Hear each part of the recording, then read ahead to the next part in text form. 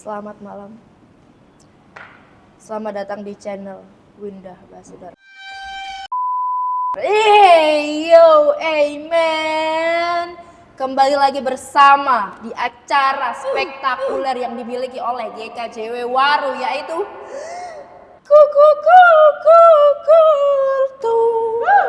berkumpul dan bertumbuh.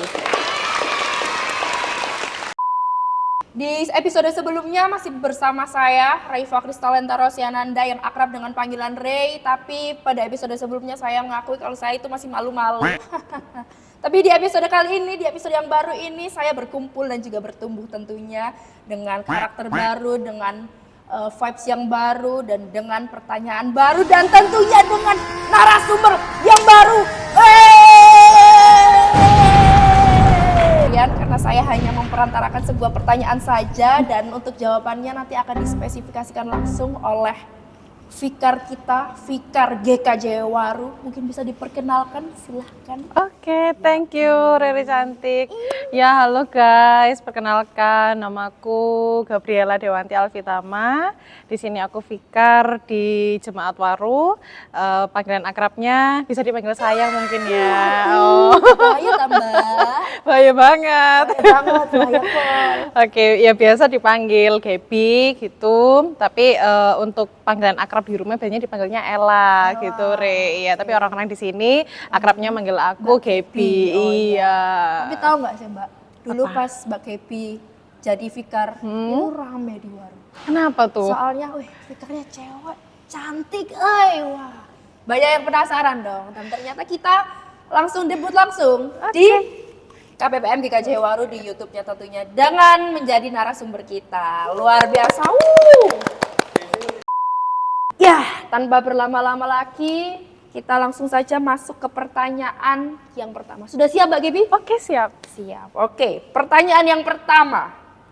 Kita mendapatkan dari NGL yang dipromosikan di KPPM GKJW Waru di Instagram ya? Oke, pertanyaan pertama. Pas jadi Fikar, itu sebenarnya ada rasa kayak pengen cepet-cepet jadi pendeta gak sih? Aduh, berat ya. Pertanyaan pertama udah berat ya Mbak? Pertanyaan beratnya udah berat. Ya. Ya kalau misalnya ditanya, kadang itu iya gitu, Re. Kadang kayak, aduh kok prosesku terlalu lama gitu ya, harus 5 kali Fikar gitu.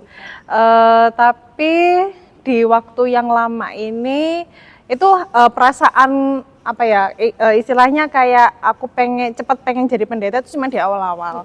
Tapi waktu sudah Fikar kedua, 3 sampai sekarang ini, akhirnya aku coba menikmati perjalananku gitu ya. Oh ternyata setelah mencicipi kehidupan pendeta di Fikar ini ternyata nggak gampang ya. Kalau ini aja aku lebih sering ngeluh, lebih sering istilahnya kayak sambatan gitu. Gimana nanti aku jadi pendeta gitu. Jadi kayaknya pikiran biar cepet-cepet jadi pendeta itu kayak malah semakin lama itu semakin berkurang gitu. Jadi sekarang itu ya nikmatin prosesnya aja gitu. Tapi intinya pernah mikir kayak gitu ya. Tapi kalau boleh tahu semakin lama itu perasaan untuk ingin menjadi pendeta itu memudar nggak Mbak? Oh enggak, tentunya semakin kuat, iya. Cuman emang prosesnya. Iya, dan nggak instan ya tentunya. Ya tentunya nggak instan gitu. Jadi kayak gitu teman-teman, bagi kalian yang pengen banget jadi pendeta, jangan FOMO guys, jangan FOMO, please ya, jangan FOMO. Kalian tuh mau kalau menjadi pendeta itu nggak langsung jadi pendeta, tapi harus melewati proses-proses. Nah betul, yang penting harus sabar, terus harus kuat, nggak boleh gampang cengeng, nah itu. Oke, kita lanjut ke pertanyaan yang kedua Mbak Gaby. Oke, next. Pertanyaan kedua. ini lucu nih pertanyaan. Oke. Ini lucu ini. Izin bertanya, boleh? Apa benar kalau belum punya pasangan sampai Natal nanti, katanya dipasangin sama Lego? Terima kasih, Tuhan Yesus memberkati. Siapa ya yang tanya ya kalau dipasangin sama Lego ya? Abang kan meniti ya. Nih pertanyaan kayak gini gimana Mbak ini? Ya gimana ya, terima nasib aja sih kalau nggak ada Christmas date-nya gitu ya. Tapi ya nggak apa-apa. Iya, tapi emang habis ini Natal sih. Jadi orang-orang tuh gencar-gencarnya untuk mencari pasangan untuk Natal. Tapi kenapa kok cuma pas Natal? Pertanyaannya. Nah itu. Bener. Nah, kan. Jangan cari pasangan waktu Christmas date aja gitu, apalagi sama HTS-an. Aduh, jangan ya Dek ya, jangan ya. Kawendeng. Kalian yang tanya ini pasti naik anjing, nggak boleh. Enggak.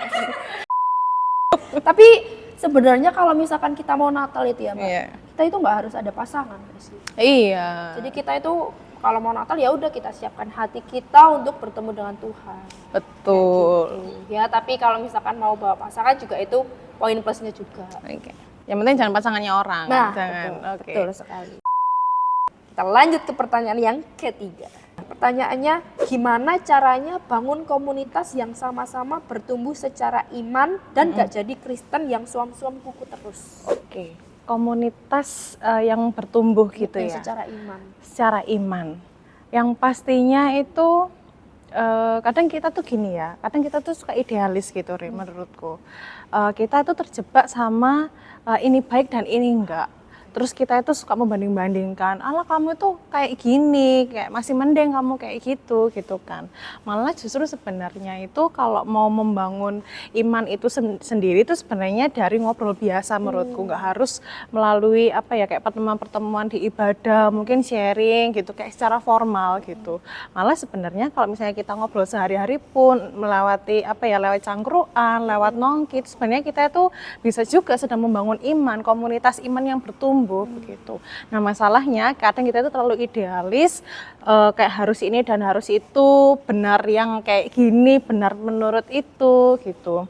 Nah sebenarnya kalau mau membentuk komunitas iman yang bertumbuh itu nggak ada syaratnya sebenarnya, cuman kita harus memang punya skill untuk mendengarkan gitu ya, dari sharing atau mungkin teman kita yang sedang ada pergumulan, kemudian artinya kita itu juga nggak judging dengan teman kita, kemudian sejauh kita bisa membantu teman kita sebenarnya itu artinya membantu itu bukan apa ya, bukan jadi problem solver gitu ya. Tapi artinya mungkin dia itu ketika lagi ada pergumulan gitu, kita bisa jadi pendengar yang baik. Karena setiap orang yang ingin membangun imannya itu tidak melulu pingin apa mencari nasihat gitu ya, apalagi kalau misalnya sedang lagi ada masalah, lagi ada pergumulan begitu. Kemudian yang penting itu adalah menerima. Begitu ya.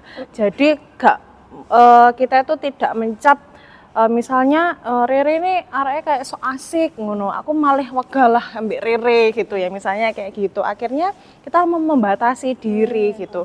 Yang katanya tadi komunitas yang membangun iman itu artinya gak terwujud karena kita sudah punya prasangka dulu yang gak baik kayak gitu. Jadi sebenarnya hal-hal yang kayak pikiran kita, perasaan kita yang gak baik itu malah justru yang mencegah kita untuk membentuk komunitas, komunikasi yang bisa menumbuhkan iman. Sebenarnya gitu sih. Ya terbuka, menerima, tidak judging itu kan memang susah kan. Tapi ya memang itu yang harus kita upayakan supaya komunitas, kita membentuk komunitas itu yang bisa membangun iman kita. Iman kita jadi bertumbuh kayak gitu. Jadi sebenarnya ini tuh pergumulan yang sering dialami oleh remaja zaman sekarang, khusus Gen Z. Iya, Ini Gen Z. tadi Mbak Gaby juga mention tentang cangkruk, terus habis itu nongki sesama dengan satu iman itu juga bisa membantu kita untuk meningkatkan, membangun sebuah komunitas yang bertumbuh secara iman juga. Betul. Keren sekali. Tapi emang Mbak Gaby ini Gen Z atau bukan? Iya, Gen Z Gen Z, dong. wah, Gen Z banget nih. Gen Z gitu. banget, kita sama Gen Z. Oke. Oke, bagus. Jadi itu ya guys, Iya. untuk membangun sebuah komunitas itu memang diperlukan adanya sebuah komunikasi dan jangan berprasangka buruk terhadap orang lain. Karena itu bisa menjadi batasan dalam kita membangun sebuah komunitas. Betul banget. Kita lanjut ke pertanyaan selanjutnya. Oke. Iki aku ben MC iki mesti kok ono ae hal-hal sing personal. Apa tuh? Ayo Rey, Natalan bareng. Aduh. Ayo. Ngaku nggak siapa ini ya yang ngajarin buat Natalan. Wes gak usah lewat kene, langsung DM ae IG-ku #RaifaCRSS. Wes ajaan ndek kono. Langsung dipromosi loh sama orangnya. Ini atau enggak mau sekarang Mbak Gaby. Anjay. Let's go, pertanyaan selanjutnya. Oke. Nah, ini penyakit yang akhir-akhir ini terjadi, Mbak. Apa tuh? Mau tanya dong, gimana cara kita mengatasi perasaan insecure dalam pelayanan? Soalnya kayak rasanya teman-teman yang lain itu lebih bisa daripada aku. Oke. Yang pasti itu karena kita mandangnya itu orang lain lebih dari kita. Betul. Itu yang Pikiran bikin dari kita situ. insecure. Oke.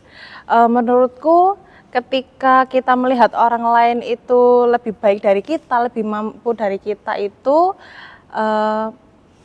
jangan malah kita tuh merendahkan diri. Kalaupun kita punya minat yang sama, kita misalnya punya bakat yang sama, sekalipun nggak punya bakat tapi punya minat yang sama, ketika kamu melihat orang lain itu lebih dari kamu, malah justru itu harus jadi penyemangat. Oh, aku pengen kayak dia gitu, pengen lebih baik gitu. Artinya memang dalam pelayanan itu ya sering kita membandingkan diri, tapi ya kayaknya itu bisa kayak bisa di press gitu ya, bisa di pressure. Artinya fokusnya itu bukan oh dia lebih baik, aku akhirnya kayak minder, akunya jadi insecure soal pelayananku, tapi jangan kayak gitu, malah harusnya itu kamu jadikan penyemangat gitu, biar kamu lebih baik lagi, ditambah dengan latihan-latihan gitu, evaluasi diri itu yang malah kayaknya lebih bijak gitu ya, daripada harus membandingkan diri, akhirnya malah menarik diri dari pelayanan gitu. Paham. Gitu. Ya, jadi jangan jadikan itu sebagai sebagai ya kan Kesuwen lah mikir. ya pokoknya jangan menjadikan hal itu sebagai batu loncatan lah. Jadi kita harus menjadikan hal itu sebagai motivasi. Iya, batu sandungan mungkin Batu maksudnya. sandungan, iya. Oke. Batu loncatan lah. Oh iya. Ya po. Jadi kayak sekarang Iya. aku merasakan hal itu. Aku ketika melihat Mbak Gepi yang sekarang, yang tadi ternyata Gen Z juga, tapi sudah menjadi vikar. Nah itu kan juga menjadi sebuah motivasi bagi diri aku. Pertanyaan semakin berikutnya semakin enak. Kalau misal kepincut yang beda agama gimana guys? Terus pas putus langsung galau brutal, doa ke Tuhan biar dia pindah Kristen. Gak cari pasangan tambah milih dia buat jadi Kristen. Oke. Ya memang ya kalau soal perasaan itu kadang kita kan sulit gitu ya. Malah nggak bisa mikir logis gitu. Tapi artinya jangan kita tuh malah berlindung dari dibalik kata ya aku kan udah suka dia, aku udah cinta gitu. Tapi kita kan bisa memilih begitu, kita akan jatuh cinta dengan siapa. Kalau memang pada akhirnya cinta beda agama itu membawa konsekuensi yang nggak baik, apalagi dianya itu misalnya nggak mau ikut kita ke Kristen gitu, ya sudah jangan diteruskan, malah nanti ya kan masih sayang, masih apa ya kan, kalau kamu tersakiti, kalau malah jadi toxic relationship buat apa gitu kan. Artinya kalau memang sudah dari awal dipastikan nggak bisa bersama, ya janganlah, dipikirkan lebih baik. Toh juga masa depan kita tuh masih panjang, kita tidak akan tahu kita bertemu dengan siapa, jodoh kita siapa. Jadi menurutku kalau misalnya jadi manusia gitu, apalagi kalau seumuran kita ini, jangan terlalu naif lah. Kalau soal jodoh, soal pacar itu pasti nanti Tuhan akan memimpin Betul kita sekali, itu. luar biasa soal cinta. Soalnya iki benar-benar masalah yang dihadapi oleh remaja pemuda zaman sekarang. Itu. Keterak cinta itu anjay. Tapi aku juga pernah sih, Mbak. Oh gitu. Pernah tertarik sama beda agama gitu. Pernah. Oke. Bahkan menjalin hubungan Oke, sama yang itu. Oh iya. Oke. Aduh, ya jadi itu ya guys. Jadi kalian jangan mikir langsung dia pindah Kristen, janganlah guys. Karena dia milik Tuhan ya. Udah. Lanjut. Wait, ini adalah pertanyaan terakhir. Oh, sudah terakhir. Sudah cepet terakhir, banget ya, ya. kan? Oke. Luar biasa. Oke. Kak Fikar, anjay Kak Fikar. Aduh, apa nih? Gimana sih tipsnya biar pemuda jadi aktif di gereja? Please jawab pakai FT. Pakai VT. ya, VT. FT. Sorry. Biar aktif, ya tipsnya. kita cari tahu dulu dia nggak aktifnya kenapa gitu. Nah kalau misalnya kita fokus gimana caranya bikin mereka aktif, tapi kita nggak tahu akar yang bikin dia nggak aktif itu apa, ya percuma gitu. Mau bikin program kayak apa, bikin misalnya retreat, mau live in, mau kayak apa, ya dia hadirnya cuma di situ aja. Tapi setelah itu kan ya wes lost gitu kan akhirnya. Jadi menurutku kita cari tahu dulu masalahnya apa gitu. Misalnya kayak contoh sederhana, model ibadahnya. Oke, kita kayak konstan gitu, kayak tetap aja kayak yes kayak ibadah biasanya gitu kan. Kemudian nggak ada variasinya. Atau mungkin ada hal-hal lain gitu, misalnya ada satu pemuda keras sama pemuda yang lain kan, kayak gitu-gitu banyak kan, sering kan kayak nggak suka, kecentok karena apa, sakit hati kemudian nggak mau ke gereja kayak gitu. Nah kita cari tahu ya, itu memang tugas kita bareng-bareng gitu ya, bukan hanya pengurus KPPM, bukan hanya itu tugas majelis dan juga tugas pendeta, tapi ini juga tugas kita semua. Masalahnya nggak semua dari kita tuh mau untuk mencari teman kita gitu. Mungkin kita adalah teman dari salah satu teman kita yang yang kayak jarang ibadah, atau mungkin dia yang nggak jadi menjauh begitu. Ya selain kita tanya, kita juga ya kita ajak terus menerus. Nah itu pun juga perlu sabar, perlu juga telaten untuk ngajak teman kita supaya aktif lagi ke gereja, aktif ibadah gitu. Jadi kita cari tahu dulu yang pertama masalahnya apa, dan yang kedua adalah ketika kita sudah tahu solusinya apa, yaitu kita lakukan terus menerus. Karena kan kita kan berbenturan dengan ego manusia gitu ya. Nah itu karena sulit banget, entah itu kita mungkin akan capek, kita emosi karena tak jak bolak-balik gak gelem terus begitu ya. Artinya dia tetap kekeh dengan pendiriannya, dengan pendapatnya lah, itulah tugas kita gitu ya. Tugas kita di situ kita sabari, kita telateni, dan itu memang bukan pekerjaan yang gampang buat kita. Jadi itu cari masalahnya dulu, ketika sudah tahu solusinya apa, ya itu terus kita lakukan. Yang pasti jangan bekerja sendiri, karena kita juga ya namanya persekutuan, kita kan bareng-bareng gitu ya. Nah, itu dia. Jadi harus ada inisiatif sendiri untuk Nah itu tahu. juga Terus ada kesadaran juga. ada kesadaran juga, tapi itu pun ketika kita ngajak, ketika kita ngingatkan itu kan lu gak tahu nang gereja misalnya kayak gitu kan, gak tahu teko ibadah dan sebagainya, mungkin dalam konteks guyon kadang gitu kan. Tapi yang perlu kita garis bawahi bahwa kita tidak tahu tingkat sensitivitasnya dia itu seperti apa. Mungkin di saat yang lain diguyoni kayak ngono oke ae gitu ya. Tapi ketika di lain kesempatan dia malah tersinggung, malah belas begitu. Terus kok akhir-akhirnya ngelono baperan kok. Oh, baperan, kayak ngono dielingno ngono ae, loro ati dan sebagainya. Nah, itu juga kita perlu menahan diri untuk nggak melakukan itu. Soalnya Gitu. biasanya itu ya Mbak, mereka ini udah ada kesadaran diri untuk mau ikut aktif, ikut andil dalam acara gereja, tapi yang disinyalirnya itu adalah mengenai lingkungannya. Nah, itu. Tuh, kadang yang bikin mereka jadi acuh kayak kok ngene ya, ternyata lingkungannya gak enak rek koncone. Mungkin mereka belum menemukan partner yang oke ya. Oke. Jadi mereka mikirnya kayak gak seru rek, wis aku tak jadi pasif lagi aja.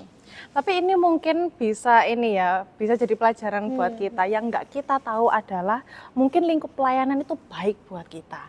Tapi kalau kalian pengen tahu bagaimana orang-orang di dalamnya, terlibatlah dalam pelayanan. Karena nggak semua orang berpelayanan itu baik. Jujur tidak semua orang yang berpelayanan itu baik begitu. Karena kita berhadapan dengan manusia. Mungkin minatnya itu baik untuk melayani Tuhan. Tapi sekali lagi kita bekerja dengan manusia yang punya ego yang sangat manusiawi sekali. Kalau kamu pengen menguji dirimu, terlibatlah dalam pelayanan. Nah itu. Biasa, pertanyaan terakhir menjadikan pertanyaan yang sungguh lumer sekali ya teman-teman. Kayak piscok ya. Iya kayak piscok, makanya itu. Ya begitulah Mbak Gepi, pertanyaan berikut ini sekaligus menutup perjumpaan dari Kultum episode episode keempat. Episode yang keempat. Ya, episode keempat, dan dengar-dengar MC-nya besok ganti. Jangan sedih. Kenapa? Jadi gini Mbak, Oke. saya barusan dikasih tahu dikasih tahu kalau sama teman-teman di balik layar ini bahwasannya episode kali ini menjadi perjumpaan terakhir dari season 1 di project Kultum kita. Tapi ada terusannya kan? Tapi ada terusannya. Bakalan ada season baru yang nggak kalah seru, yang tentunya ditaburi dengan konsep yang baru, dengan narasumber yang baru, dan juga dengan MC yang baru. Jadi gimana, kalian penasaran? Makanya ikutin terus. Dan juga dengan follow YouTube-nya KPPM GKJ Waru serta follow IG-nya KPPM GKJ Waru. Nanti bakalan apa? IG-nya Waru. Ya. GKJ Waru. Bener. KPPM GKJ Waru. Oh, GKJ Waru KPPM. underscore KPPM. Jangan lupa juga buat subscribe karena subscribe itu gratis, anjay. Apa tuh nama channelnya? Nama channelnya KPPM GKJ Waru juga. Oh iya, jangan lupa untuk memfollow narasumber kita. Bisa di follow ya Gabriela Dewanti, atau misalnya kalau misalnya nyari Gabriela Dewanti nggak ada, itu bisa dicari nama Lufthansa gitu. Nanti bakal diterangin ya sama tim editing sama yang cakep. editor. Oke.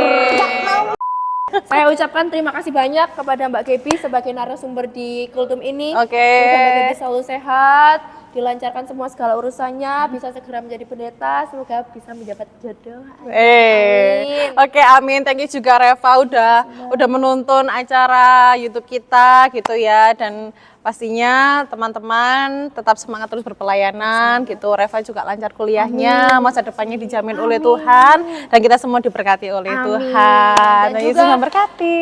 Tuhan Yesus memberkati, dan jangan lupa untuk teman-teman di balik layar. Thank you banget. Indonesia bangga sama kalian, guys.